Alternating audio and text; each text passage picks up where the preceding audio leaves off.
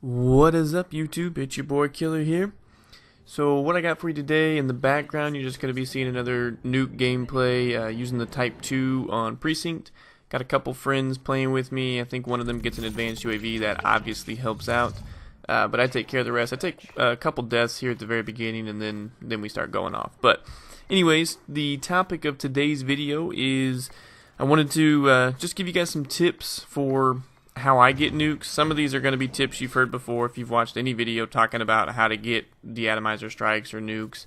But some of them may be things you haven't heard of before, so I just wanted to share my thoughts on that topic. But first off, one thing I wanted to tell you guys is last night was lit. I don't know what was going on last night. I got into the most supreme god lobby, and I dropped 5 nukes in a row. Just back to back to back to back to back. They just kept coming. And I kept switching weapons each game too, so I've got a lot of nuke gameplays coming for you guys here real soon, where I'm using a different weapon in each one of them. I think I used the RPR twice, but one time it's silent and one time it's not silent. So that's one thing I wanted to touch on with this video and this topic. I prefer in jetpack games to run a silencer, just because, in my opinion, I feel like if you don't, everyone gets around the map so fast that you just get swarmed.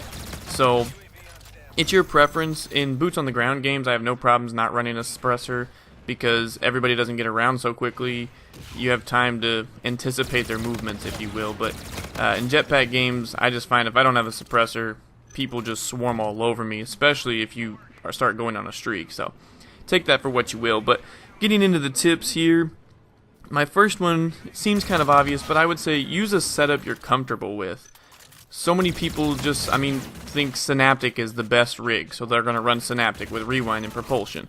But if you're not a high flying, jumping all the time, never touch the ground kind of player, you don't need to run propulsion. There's no point in it. Rewind might still be good for you if that's what you like. I honestly don't care for rewind that much, because I find that most people can anticipate still where I'm going to be, and you still may not win that gunfight. So use something you're comfortable with. Use a gun, whatever your best gun is, use that gun.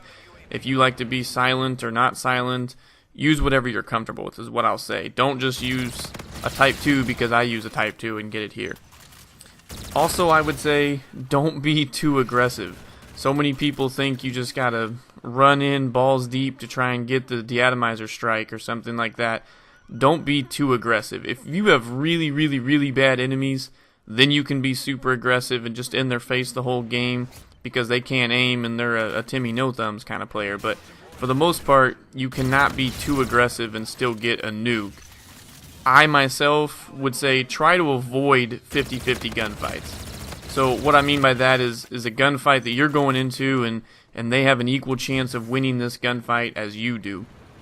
Use head glitches, lay down if you know someone's coming, jump around a corner if you know somebody's sitting right there waiting for you, things of that nature, but avoid the 50-50 gunfights. If you know someone's about to walk around a corner, stop and pre-aim that corner. There's no point in just walking around it and challenging them. So another one would be travel the outskirts. This is one I know you guys have heard if you've watched any videos like this, but it really is true.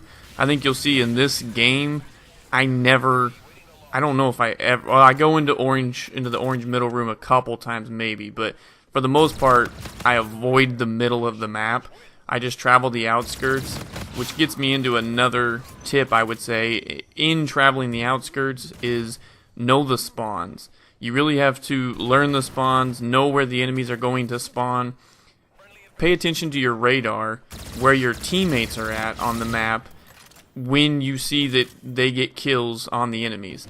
And because of that, if you know where the enemies died and where your team is, you know where the enemies are going to spawn in if you know the spawn points, and then you can anticipate them.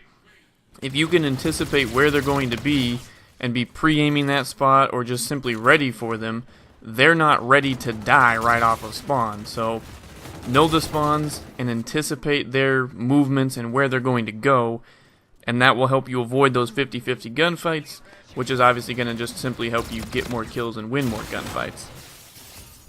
Another thing I would say is support streaks, which everybody knows, UAV, counter UAV, and advanced UAV, but One tip I wanted to give there in Infinite Warfare specifically is what variants to run. I see too many people just run the epic version of all three of those, and I don't really see the point to it. For the UAV, I run the Pack Rat, which is the first version. It's not legendary, I don't remember. Rare? Is that rare, I think, variant? But it's the UAV that lasts longer. It has less health, but if anybody's shooting down your UAV, one rocket's going to shoot it down anyway, so the less health is a moot point. So I would say run the rare version of the UAV and the counter UAV. The UAV is Pack Rat, and the counter UAV is Roach. Those both last longer, and that's what you want. I mean, you're wanting a UAV and you're wanting a counter UAV, so why not run the version that puts it up in the air the longest amount of time? For the advanced UAV, obviously you want to run the epic one, the Overseer. It puts it in real time, there's no delay, so you can always see what direction they're looking, what direction they're moving, where they're at. All of that, it's perfect. It does last less time, which I know is kind of counter to what I was just talking about. But in this case, the benefit you get from it outweighs the fact that it lasts for less duration. So, lastly, just one little tip I wanted to give. I don't see anybody really doing this, and I've not seen anybody mention this, is save a little bit of your boost meter for when you're about to hit the ground. For people that, you know, are really high on the map and boosting up really high, there's nothing in this game that prevents you from taking fall damage. And I see too many people are boosting high and flying around, and then when they land, they take fall damage, and now you're already weak for the gunfights that you're about to run into. So for me, I try to save a little bit of my boost meter.